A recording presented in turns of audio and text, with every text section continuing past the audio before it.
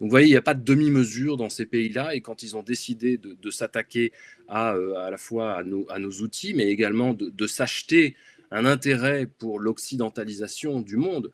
À la fois, on a des fois l'impression que ces pays sont très éloignés en termes de mode de vie des nôtres, mais vous voyez bien qu'ils essayent aussi de s'introduire dans ce que nous appelons la société de loisirs et dans les outils qui sont des outils culturels, éducatifs, pédagogiques et sportifs qui peuvent peut-être paraître éloignés de leurs intérêts à un moment ou à un autre, mais dont on voit que, même si parfois ils peuvent paraître un peu austères, ils en raffolent énormément. Et le football, depuis les années 30 et depuis les Anglais, a toujours été un outil extrêmement populaire dans la péninsule arabique.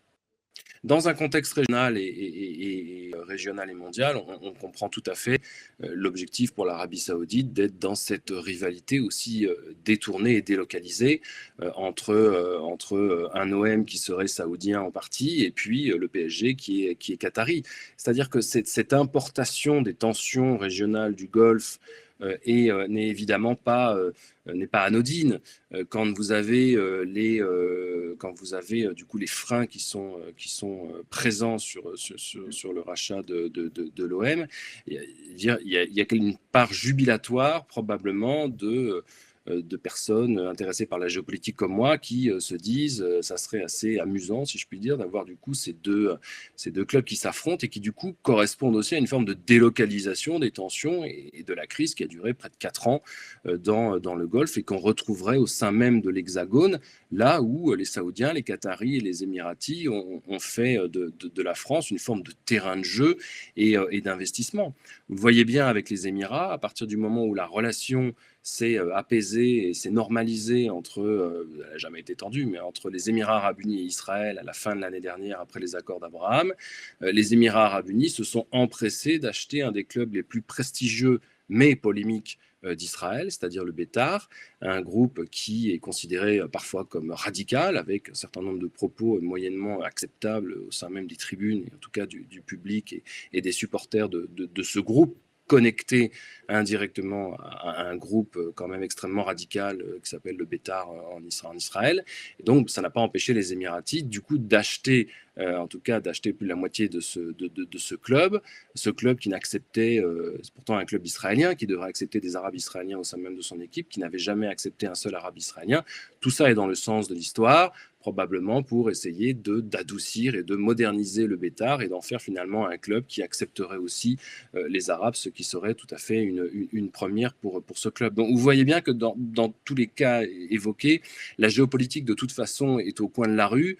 Pascal Boniface l'avait pronostiqué depuis des années. L'enjeu du football comme atout géopolitique d'un certain nombre de pays est devenu aujourd'hui clairement incontournable sur des clubs aussi importants et aussi symboliques. Et d'ailleurs, c'était amusant de voir même après la crise d'ailleurs entre le Qatar et les Émirats, de voir les maillots du PSG malgré l'embargo et le blocus du Qatar, donc le PSG financé par le Qatar, qui voyait ses joueurs arborer toujours un maillot avec écrit en gros dessus Emirates, qui est évidemment la compagnie nationale émirati.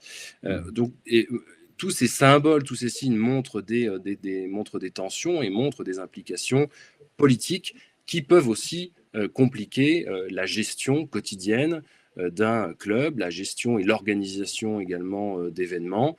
Dixit toute la question de savoir pendant un bout de temps si on retrouverait les Saoudiens et les Émiratis à la Coupe du Monde l'année prochaine. Et finalement, ça sera le cas, mais ça a été évidemment un enjeu politique extrêmement important, un enjeu de tension politique extrêmement important. Et donc voilà, il y a toujours des relations de toute façon fondamentales d'intérêt entre la France et les deux pays, parce que la France ne peut pas faire sans ses relations stratégiques, et 3 pays même, elle ne peut pas faire économiquement sans ses relations historiques anciennes entre le Qatar, les Émirats et l'Arabie saoudite, et que ça dépassera évidemment la question du sport. Je crois que l'armement est avant tout le point le plus important, et que du coup, qui achète essentiellement, majoritairement de l'armement français, c'est avant tout l'Arabie saoudite et les Émirats. Donc il y a un intérêt de la part de Macron, évidemment, à ménager ces deux pays, quoi qu'il en pense, par ailleurs, ou quelles que soient ses affinités plus personnelles qu'il aurait avec d'autres. Je crois que ce genre d'investissement d'un côté comme de l'autre devrait être win-win. Donc que l'Arabie saoudite veuille investir dans des clubs de sport qui sont importants pour elle, Alors ça touche aussi bien Newcastle que l'enjeu de l'OM, que des petits clubs comme Châteauroux. Je crois qu'il faut pouvoir aussi que l'Arabie Saoudite accepte que des investisseurs puissent être frileux à l'idée d'aller investir en Arabie Saoudite. Ça doit marcher dans les deux sens. Vous avez évoqué le rachat de Châteauroux, du club de Châteauroux, qui était un D2 qui va descendre au troisième échelon, en échelon national.